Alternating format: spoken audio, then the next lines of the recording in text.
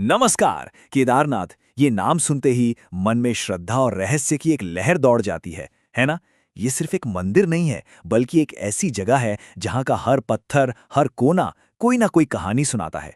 तो आज हम उन्हीं रहस्यमयी, उन्हीं अद्भुत कहानियों की दुनिया में एक सफर पर निकलने वाले हैं। चलिए शुरू करते हैं। देखिए, ये जो बात कही गई है ना कि जहां विश्वास और रहस्य मिलते हैं वहां केदारनाथ है, ये सच में इस जगह के पूरे सार को, उसके पूरे एसेंस को पकड़ लेती है। ये एक ऐसी यात्रा है जो हमें विश्वास और रहस्य के ठीक उसी संगम पर ले जाकर खड़ा कर देती है। तो चलिए अपने इस यात्रा की शुरुआत करते हैं कहानियों के इस पवित्र धाम से। क्योंकि केदारनाथ में आप कहीं भी नजर दौड़ाएं, उसकी नींव से लेकर उसके एक एक पत्थर तक हर चीज प्राचीन कथाओं में डूबी हुई है। और इन कहानियों में जो सबसे पहली और शायद सबसे अहम कहानी है वो है पांडवों की। महाभारत का वो विनाशकारी युद्ध खत्म हो चुका था। पांडव अपने ही परिवारजनों की हत्या के पाप से बोझिल थे। प्रायश्चित के लिए वो भगवान शिव से क्षमा मांगने निकले, लेकिन ये खोज इतनी आसान नहीं होने वाली थी। हुआ ये कि भगवान शिव युद्ध के उस हिंसा से इतने नाराज थे कि उन्होंने ठान लिया कि वो पांडवों को दर्शन नहीं देंगे। तो उन्होंने क्या किया? उन्होंने खुद को एक बैल का रूप दिया और जानवरों के एक झुंड में जाके छिप गए। और बस यहीं से उन महान पवित्र स्थलों के बनने की कहानी की शुरुआत होती है। अब पांडवों ने भी उन्हें खोज निकाला। जैसे ही शिवजी ने बैल के रूप में धरती में समाना शुरू किया, भीम ने उनकी पीठ यानी कुबड़ को पकड़ लिया और फिर शिवजी के शरीर के अलग अलग हिस्से 5 अलग अलग जगहों पर प्रकट हुए। उनका कुबड़ केदारनाथ में, भुजाएं तुंगनाथ में, मुख रुद्रनाथ में, नाभि मध्यमाहेश्वर में और जटाएं कल्पेश्वर में। और इन्हीं 5 पवित्र स्थानों को आज हम सब पंच केदार के नाम से जानते हैं। तो ये तो हुई स्थापना की कहानी। चलिए अब मंदिर के और अंदर चलते हैं, उसके दिल में यानी पवित्र गर्भगृह में। यहाँ पूजा का केंद्र है शिवलिंग। लेकिन ये कोई साधारण शिवलिंग नहीं है, इसमें एक बहुत बड़ा रहस्य छिपा है। और वो रहस्य इस एक शब्द में है, स्वयंभू। स्वयंभू का मतलब होता है जो स्वयं प्रकट हुआ हो। मतलब इसे किसी इंसान ने नहीं बनाया, किसी कारीगर ने नहीं तराशा।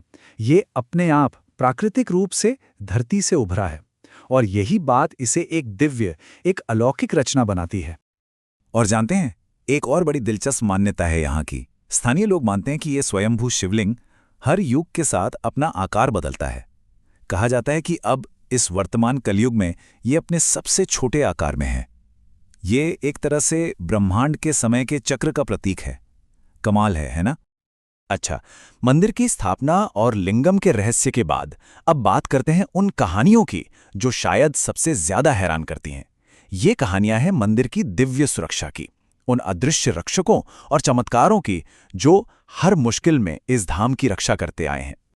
इन रक्षकों में सबसे पहले आते हैं क्षेत्रपाल यानी भैरवनाथ जी। देखिए, जब सर्दियों में इतनी भयंकर बर्फबारी होती है कि मंदिर के कपाट बंद हो जाते हैं और वहां कोई इंसान पहुंच ही नहीं सकता, तब क्या होता है? तब ये माना जाता है कि भैरवनाथ जी खुद उस पूरे धाम की, मंदिर की बर्फ और तूफानों से रक्षा करते हैं। इसीलिए कपाट बंद करने से पहले उनकी पूजा जरूर होती है।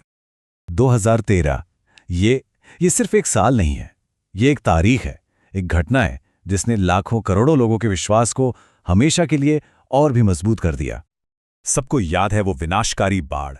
पानी का ऐसा प्रलय आया कि उसने अपने रास्ते में आई हर चीज को तबाह कर दिया। सब कुछ बह गया, लेकिन उस तबाही के बीचों बीच केदारनाथ मंदिर अछूता खड़ा रहा। एक खरोच तक नहीं आई। और इसका कारण, बाढ़ के बाद लोगों ने देखा कि मंदिर के ठीक पीछे एक बहुत बड़ी चट्टान रहस्यमयी तरीके से आकर टिक गई थी।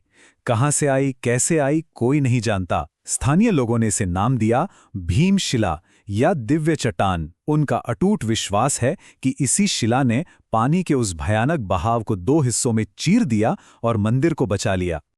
तो क्या ये बस एक संयोग था? लोग ऐसा नहीं मानते। उनका विश्वास है कि ये कोई संयोग नहीं, बल्कि ये स्वयं शिव की शक्ति थी। ये उनका दिव्य हस्तक्षेप था अपने घर को, अपने धाम को बचाने के लिए। तो ये थे वो चमत्कार जिन्हें आंखों से देखा गया। पर अब हमारी इस यात्रा के आखिरी पड़ाव पर चलते हैं।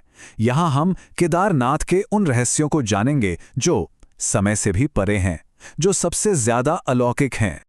पहला रहस्य, एक ऐसी ज्वाला, एक ऐसी ज्योति जो कभी नहीं बुझती। दूसरा रहस्य, एक समाधि जहां एक बहुत बड़ी, एक महान यात्रा का अंत हुआ। और तीसरा, एक ऐसी ध्वनि, एक ऐसी गूंज जो आधी रात के सन्नाटे में सुनाई देती है। तो ये 3 रहस्य क्या हैं? पहला है अखंड ज्योति। मंदिर के गर्भगृह में एक दीपक है और कहा जाता है कि उसकी लौ सदियों से बिना बुझे लगातार जल रही है। दूसरा है आदि गुरु शंकराचार्य की समाधि। माना जाता है कि उस महान दार्शनिक ने यहीं अपने शरीर का त्याग किया था। और तीसरा, दिव्य पूजा। लोगों का अनुभव है कि रात में जब मंदिर के कपाट बंद हो जाते हैं, तब अंदर से घंटियों और मंत्रों की हल्की हल्की आवाजें आती हैं, जैसे देवता खुद शिव की पूजा करने आते हों। तो आखिर में सवाल वही है, क्या ये बस कहानियां हैं, पीढ़ी दर पीढ़ी सुनाई जाने वाली बातें, या फिर ये उस दिव्य शक्ति का प्रमाण है जो आज भी वहां मौजूद है, आज भी जिंदा है और अपनी मौजूदगी का एहसास कराती रहती है? शायद इसका जवाब किसी किताब में नहीं, बल्कि हर किसी की अपनी आस्था में, अपने विश्वास में छिपा है।